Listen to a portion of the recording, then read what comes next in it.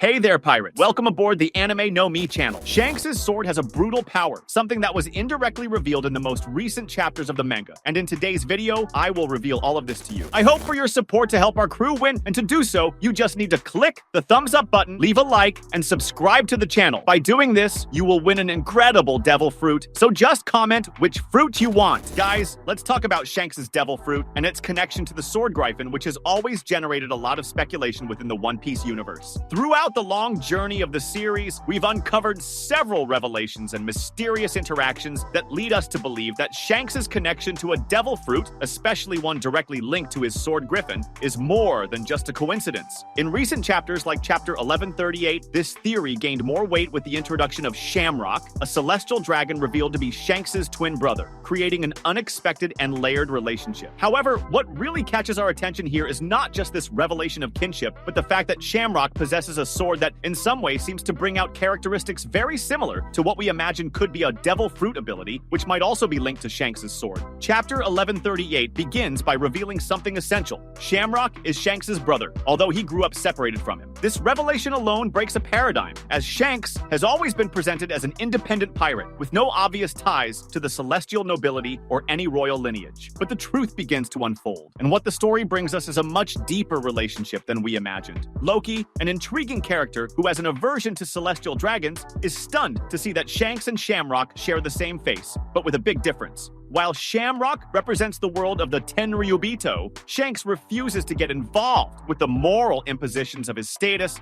and chooses to live in the dirty lower world, as he himself describes it. This creates a very interesting tension because we see that although they share the same lineage, their choices and paths are completely different. And this difference takes us directly to the central point of our theory, the connection of Shanks' sword with the devil fruit. Shamrock, when revealing his ability, pulls out a sword that evokes a very peculiar scene. He summons Cerberus, a three-headed dog that is not only a threatening figure but a powerful entity seemingly connected to his sword in some way. What's most notable is that each of Cerberus's heads carries a sword in its mouth, and the way Shamrock uses these swords and sends them to attack Loki suggests that the sword has properties beyond a mere blade. It seems to have the ability to summon creatures, transform them, and even manipulate their shape in a dynamic way. This leads us to a conclusion. Shamrock's sword, and perhaps Shanks's as well, could be linked to a devil fruit, perhaps one that grants the ability to summon and control mythical creatures, or even transform an ordinary sword into an entity that can take shape and make complex transformations like Cerberus. Now, this is where things get really interesting. Shanks' sword, called Griffon, is associated with a griffin, a mythical creature that, by nature, combines the characteristics of a lion and an eagle, representing strength, majesty, and a certain balance between the heavens and the earth. This connection with a mythical creature is no coincidence. We know that in One Piece, the nature of devil fruits is very much linked to the concept of granting powers that are somehow related to beings or entities that have great symbolism and power. Shanks has always been portrayed as a character with exceptional swordsmanship and a remarkable mastery over his weapons. So, Griffon, in addition to being a high-level blade, might have more to offer than we imagine. The theory I'm starting to build here is that Shanks' sword could, in fact, be more than just a sword. It could be a manifestation of a devil fruit, granting him the ability to summon and control a creature resembling the griffin, or even take on the properties of a griffin in times of need. It's possible that Shanks, like Shamrock, possessed a fruit that not only gives him the strength of an exceptional warrior, but also the ability to control a mythical creature through his sword. It could be that Griffin is not just a weapon, but a means of channeling a more complex ability similar to the one shown by Shamrock. In my view, this fruit could be linked to a power that manipulates the forces of nature or creation, something very close to what Shamrock demonstrated when summoning Cerberus. If Shamrock's fruit is capable of summoning creatures from his sword, perhaps Shanks' fruit also has a similar ability, but in his case, directed towards a creature that is closer to his nature and philosophy. The Griffin, a being that symbolizes strength, majesty, and the union of heaven and earth. And Griffin, therefore, could be a reflection of this,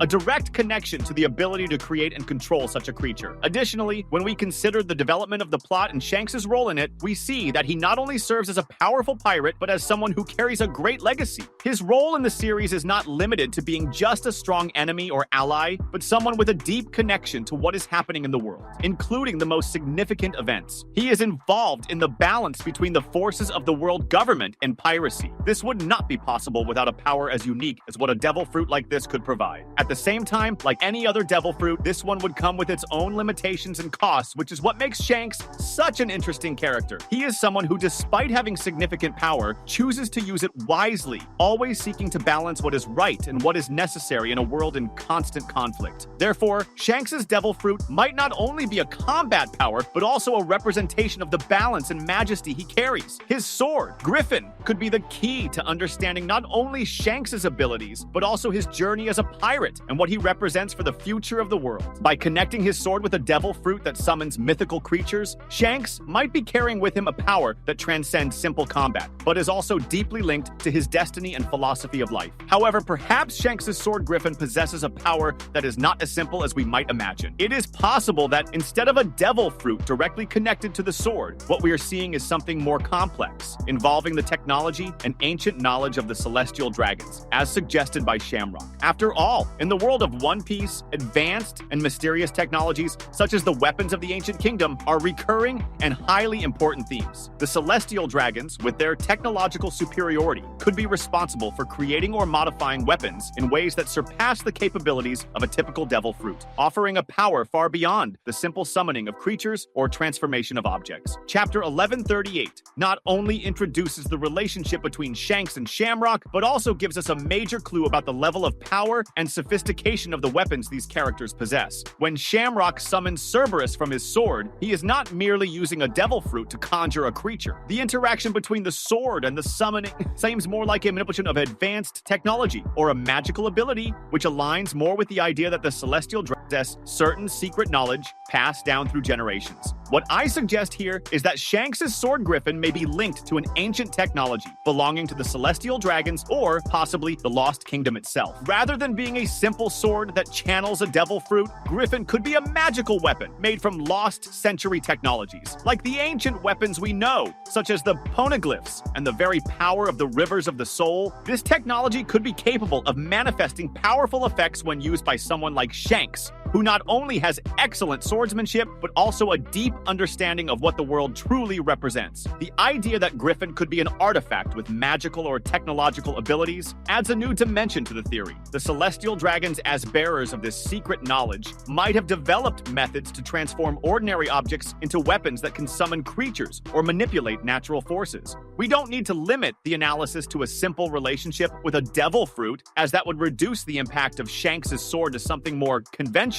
Therefore, Griffin could be a unique artifact, capable of manifesting different forms of power, very much like what we've seen with the plumber's technology and the weapons of the lost century. Another interesting point to consider is the nature of Griffin and its possible connection to the concept of spirit or soul. In One Piece, we've seen how certain objects and weapons can carry fragments of power or will, such as Mihawk's swords and the samurai blades. It wouldn't be surprising then if Shanks' sword could summon a mythical creature or manifest in different forms depending on the situation, utilizing a magical or technological force related to the energy of the soul, a power that goes beyond the simple effect of a devil fruit. Shanks' story so far has always been marked by mysteries, and he himself seems to have control over certain elements of the One Piece world that few others possess. His ability to remain distant from major conflicts, to be a man of few words, yet of extreme importance, may be the key to understanding the true nature of his sword and his power. If Griffon were indeed a weapon created through advanced technology from the celestial dragons, it would explain its connection to something as grand as the mythology of the Griffin, a creature that symbolizes the power to control both the sky and the earth, something that aligns perfectly with Shanks' philosophy and objectives. Finally, the connection between Shanks' sword and the celestial dragons could also point to another layer of the plot, involving the rise and fall of empires and the eternal struggle for control of the world. Shanks, being someone with a direct relationship with one of these mysterious technologies, might be acting as an agent of balance, with the power to challenge both the forces of the Marines and the celestial dragons themselves. themselves. Griffon, as a manifestation of something so powerful and ancient, could be a tool that he uses not only for battle, but also to maintain his position as one of the most important characters within the global power structure. Perhaps in the end, Shanks is much more than a simple pirate, but someone who holds the knowledge and weapons necessary to rewrite the rules of the world, and his sword, Griffon, may be the key to understanding his true role in all of this. That was today's content. We hope you liked it and want to share your opinion on the subject. Don't forget to share the video, give it a thumbs up, and I'll see you in the next video. Take care and stay amazing.